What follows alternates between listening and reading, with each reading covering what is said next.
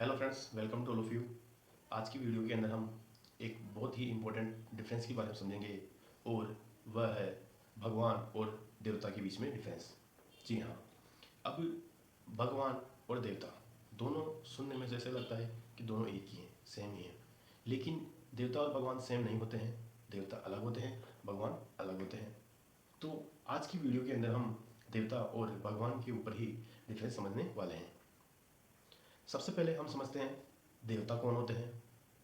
देवता, अब आप शब्द को पकड़िए। देवता यानी कि देने वाला, यानी कि इस प्राकृतिक जीवन के अंदर हमको जो भी कोई देता है उसे हम देवता कहते हैं। जैसे कि कौन कौन है देवता? देवता हैं सूर्य देवता, इंद्र देवता, वायु देवता।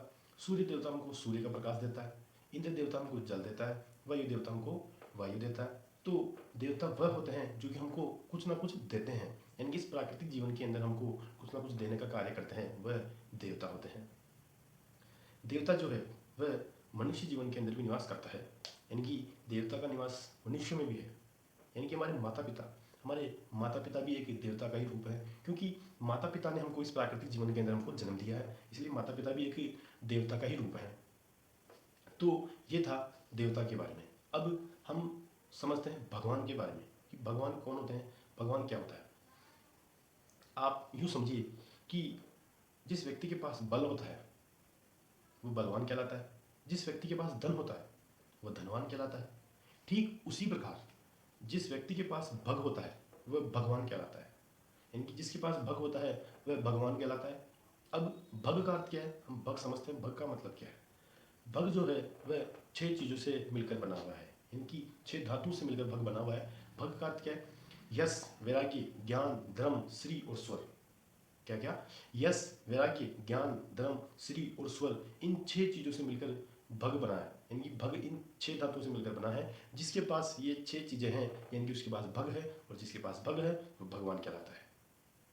जैसे कि भगवान श्री राम, भगवान श्री कृष्ण, ब्रह्मा विष्णु महेश, श्री शंकर भगवान हमारे और गणेश जी भगवान, ये सब क्या है? भगवान है, क्योंकि इनके पास भग था, यानी कि इनके पास यश, वैराग्य, ज्ञान, धर्म, श्री और स्वर, ये 6 चीज़ें इनके पास थी, इसलिए इनको भगवान कहते हैं। भगवान का एक अर्थ एक और बताया है, हम वो भी देख लेते हैं कि मनुष्य का जो शरीर है ये 5 तत्वों से मिलकर बना हुआ है, इनकी 5 धातुओं से मिलकर बना हुआ है। कौन कौन से हैं? अग्नि, वायु, जल, आकाश और भूमि। तो अग्नि, जल, वायु, आकाश और भूमि, इन पांचों के ऊपर जिसका नियंत्रण है, जिसका कंट्रोल है, उसे भी हम भगवान कहते हैं। यानी कि भगवान का इन पांचों धातुओं के ऊपर कंट्रोल है, इसलिए इनको हम भगवान कहते हैं। कौन कौन है वो?